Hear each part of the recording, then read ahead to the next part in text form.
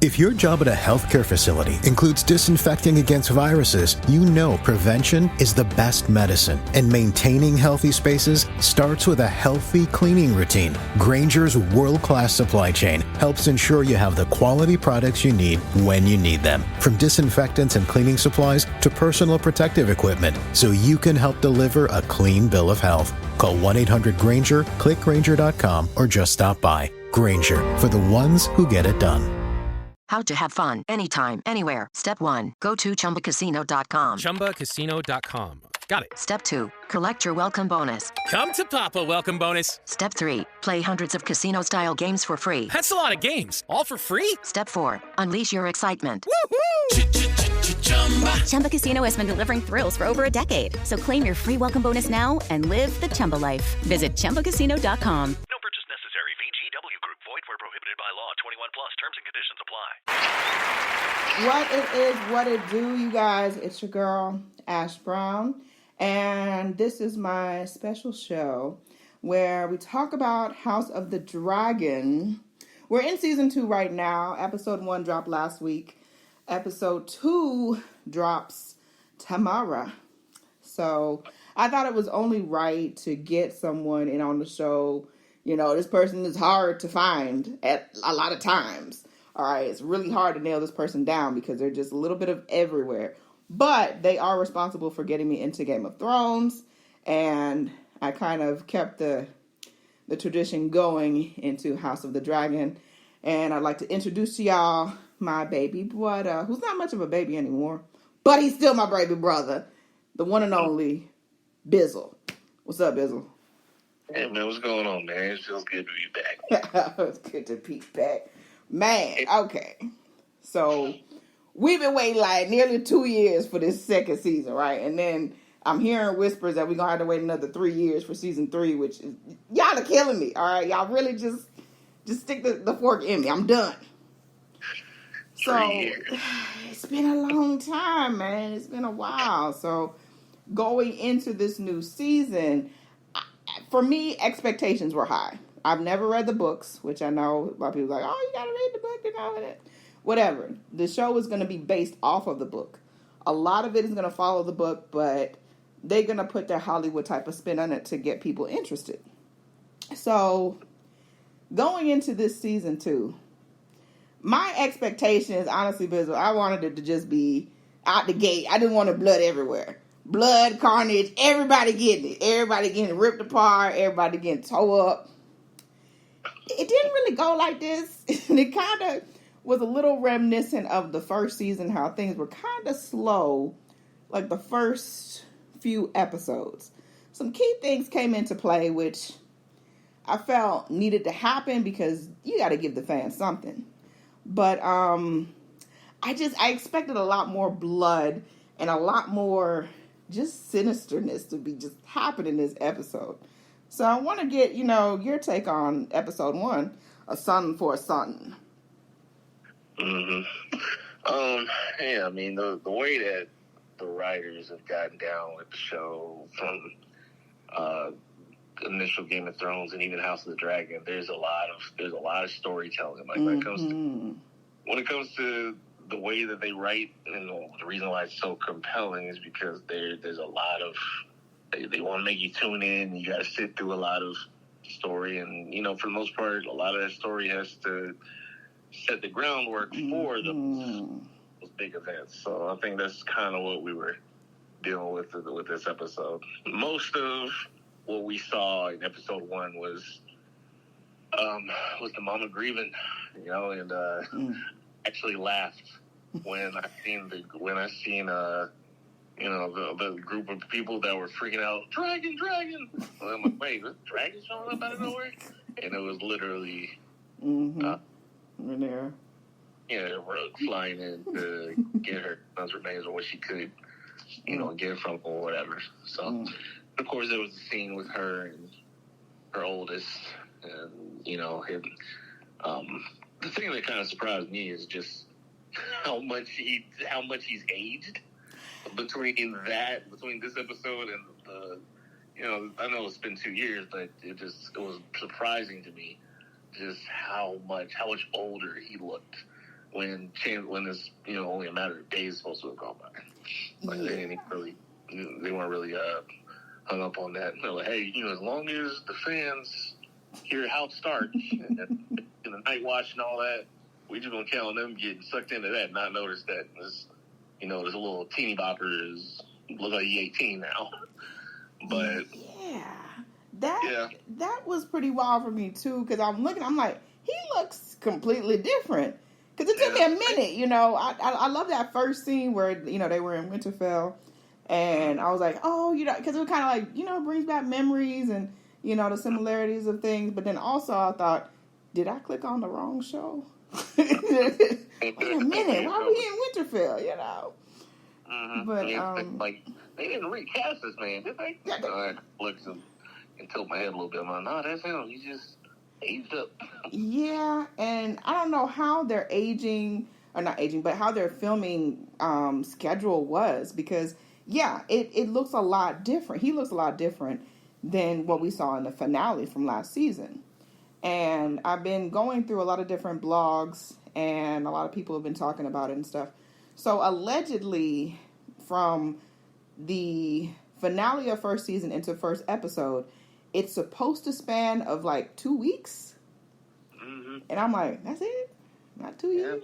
Yeah, so it's like the span of 2 weeks of things happening. But because I want to say his name is Jacaerys or something like that. The oldest son. Just Jacaerys. Yeah, something like that. So that was interesting. Let's see.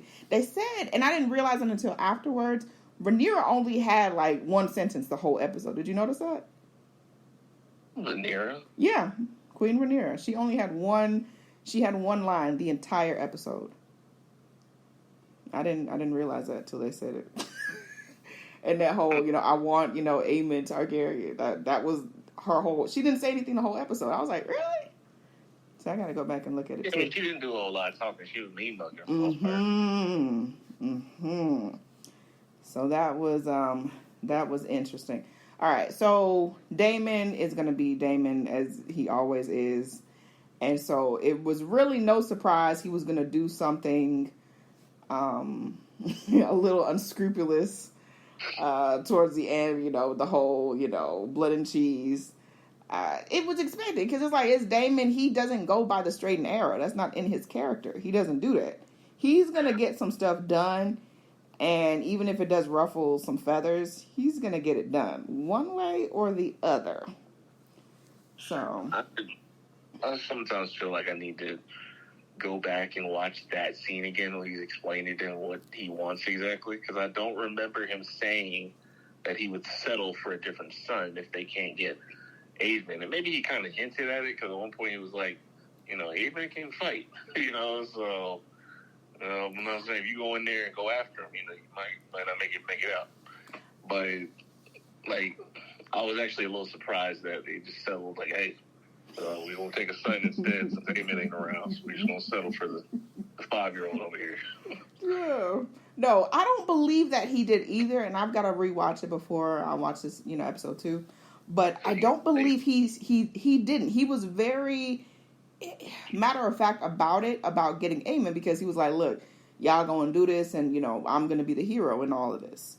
I think that this way he can kind of get what he wants, but at the same time keep his hands clean. I didn't tell them to go in.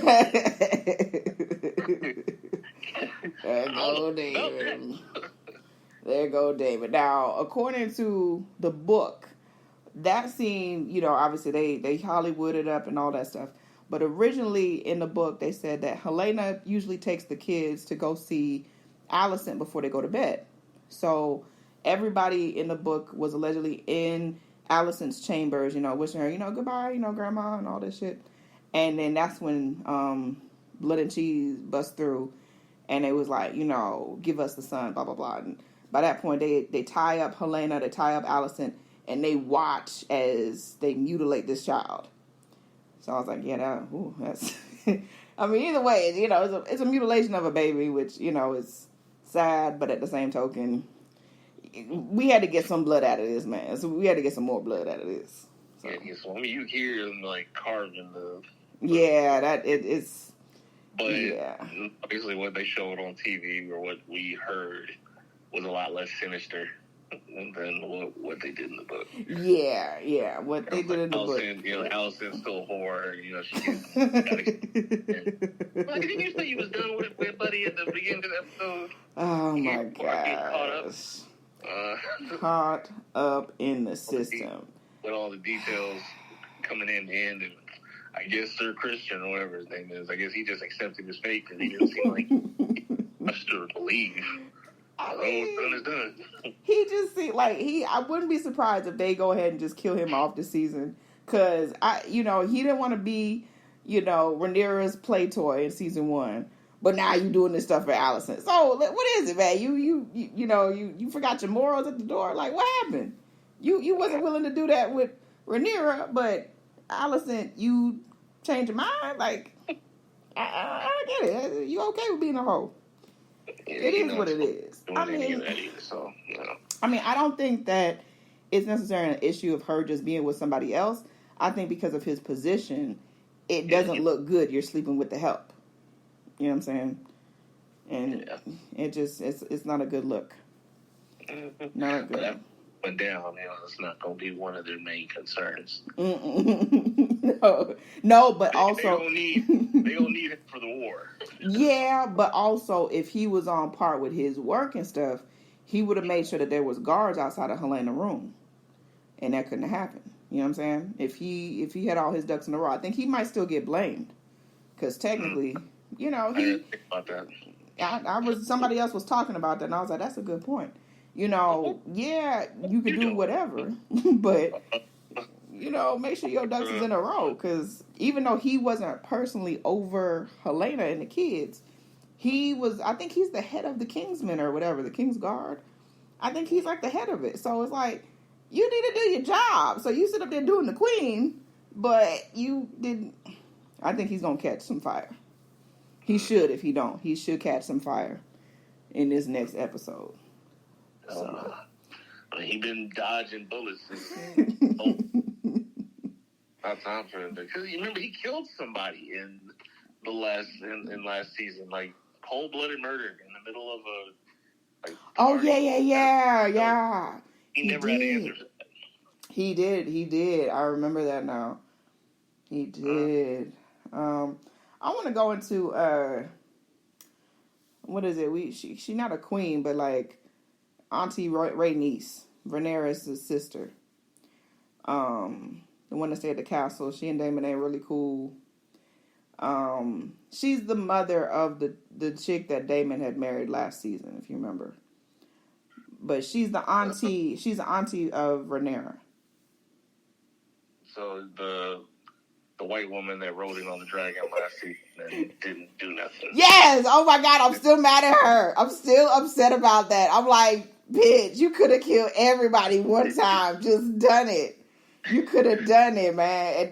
And Daemon made reference to that this season. He was like, if you'd done your job, you did what you need to do, we wouldn't be in this situation. He's trying to lay a guilt trip on her over there. She's like, that was not my fight. Man, if he was down, man, for real, man. She was. Bad, Daemon. He might need to just let that ride, though.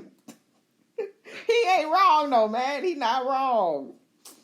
Oh my gosh, really. She just annoys me because I'm like, just pick a side. Because I feel like that was such an even if she just killed Aegon, even if she just killed him and just had to fight. Well, I guess everybody was so close together, everybody would have got fired. Nah, she would have had to wipe them all. Kill everybody at one time. Yeah, she could have did it though, man.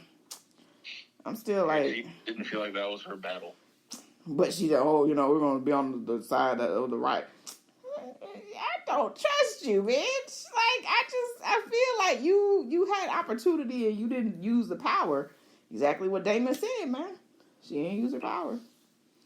So I still feel a way about that. Still ain't ready to forgive her yet, huh? Nah, man. She still, I'm like, she had opportunity. I'm just like, really? And I get it. Like, she's jealous because technically, yes, Rhaenyra is the heir to the throne. Viserys said it. He said it at the doggone meeting. He said it at the Iron Throne. She is to be his successor. Alicent's self saw the opportunity when he was dying to be all, I understand, my king. I get what you... The man was delirious. He was dying. He was saying all kind of stuff. Allison heard what the hell she wanted to hear. And that's what really got under my skin. I was like, oh, this bitch. This bitch. You just gonna you just gonna Debo the crown, huh? You just gonna take it. Okay. But it's very interesting to see how Aegon, sorry, there's too many A names. Aegon doesn't really respect her as far as her viewpoint with stuff. When they were at that council meeting, he don't be checking for her at all. I find that very hilarious because she pushed just like if we going back to Game of Thrones, Cersei, when she put Joffrey in there. Same type of parallel type thing. She pushed to get her son up in there. And now Aegon don't really respect her. Otto is starting to see that Aegon is going to be a wildflower. He's eventually going to cut him loose. I don't know if Otto really see that stuff or he's just like, it's getting harder and harder to manage him, blah, blah, blah. He about to cut Otto loose. He definitely about to cut Otto loose. I can see that happening now. Because that man with, I don't know what his name is, but he's the man with the foot fetish. Little finger. The new little finger. Yeah, the man with the foot fetish that killed off his daddy and his brother. He trifling. Like, I remember that from last season. I'm like, you trifling son of a gun. Killed his daddy and his brother. But he's starting to put a word into Aegon's head against Otto. Because he's like, look, that guy's old, and, he, he used to he used to advise your father, years ago. You need some new blood. So it's getting Aegon's head going. And then, like I said, he ain't really checking for Alicent. He do not respect Alicent. I know that as the word gets out about her and Christian and all that stuff, it's going to be even less respect. But I see him cutting Otto out. And not letting him be the hand, making a little, the foot fetish man. I don't know. I gotta figure out what his name is. It's something with an L, I think, Laceris or some weird stuff. But something strange. I see him making him his new hand soon, because now that he found out that when he found out this episode that his son is like massacred and they took his head and all that stuff, it's gonna be bad. I think it's gonna be all heads off. Yeah, I think he about to go full Joffrey. Yeah. I can see that. I can definitely see that. So what do you think is gonna happen in the next episode? I mean, it's not gonna be like this. It's not gonna be like this episode where there's a bunch of grieving. Buddy's gonna be emotional, understandably so. He's gonna demand to immediately, just rain hell down on Black. Mm-hmm. And Otto is going to caution against it. Wait. And that's probably when he's going to fire him. Mm-hmm. And Littlefinger, Senior. Well, I got you. You need some help? He's conveniently going to be right outside. Yeah. You need some assistance? I got you. Yeah. And if he don't know about Alicent and Christian yet, he about to find out and he going to be pissed. Because, he like that little weird fetish thing with her. And I think she kind of been, swerving him to be dealing with Christian. So. Yeah, I think Christian's time's coming to an end. I like I said, he's starting to just be like a whatever character to where he doesn't really serve a purpose. He's just like bouncing around. Yeah, he's just wherever they place him. So I wouldn't be surprised if he gets killed off soon. And we got a lot of characters, so there's plenty of people to kill. Yeah, and then they said they're introducing some new characters. Okay, I don't know if you knew this, because I didn't really pay attention to how much kids Alicent and Viserys had. Did you realize that they had 4 kids? Alicent and Viserys? Mm-hmm. No. I didn't realize that either, but allegedly in the book they have 4 kids, and the youngest is like everybody's Aaron. I think it's Amon. I think his name is like J-Ron or something like that. Mm-hmm. He's been like absent. He's been like very ambiguous in the show. I don't think he was included in the first season, they said. But they said like as the war and stuff rages on, he's gonna somehow be like activated. And so we should probably see him coming together and stuff. But it's gonna be interesting. Like I said, the Anthony's all like I was excited for it to be back. I expected a lot more blood. Like I expected more anger and more redness going on. But it's okay. I know we got 9 episodes to go. Yeah, I get it. We got more episodes to go. But I expected a lot more. But they got enough time to make it up to me. So gonna be a lot of long episodes too. So. Yeah, I think they said this next one is gonna be long. I think they said it's like 70 minutes long or something like that. Mm-hmm. So we'll see plenty of bloodshed. Yeah. All right. Well, I mean, as long as they say so, that's my takeoff on it. So I know you're busy, and I know you got a lot of stuff going on, and I appreciate you coming through. And I know I ain't gonna be able to get you every single week, but I appreciate you coming through on this one. And we'll see what else is on the horizon. Anything you want to tell to the people, man? Oh, man, just keep tuning in to this show, and we'll go from there. I'll be back. All right. Y'all heard him. He said he gonna be back. He said he gonna be back. So we'll see about that. But appreciate y'all. If y'all aren't already, follow your girl across social media at One Love Ash. And of course, be tuned into all of the stuff, everything hashtag House of the Dragon or hashtag HOTD and all that good stuff. And we'll holler at y'all next week. Hello, it is Ryan, and we could all use an extra bright spot in our day, couldn't we? Just to make up for things like sitting in traffic, doing the dishes, counting your steps, all the mundane stuff. That is why I'm such a big fan of Chumba Casino. Chumba Casino has all your favorite social casino-style games that you can play for free anytime, anywhere with daily bonuses. That should brighten your day a little. Actually, a lot. So sign up now at ChumbaCasino.com. That's ChumbaCasino.com. No purchase necessary. VGW Group. Void where prohibited by law. See terms and conditions. 18+.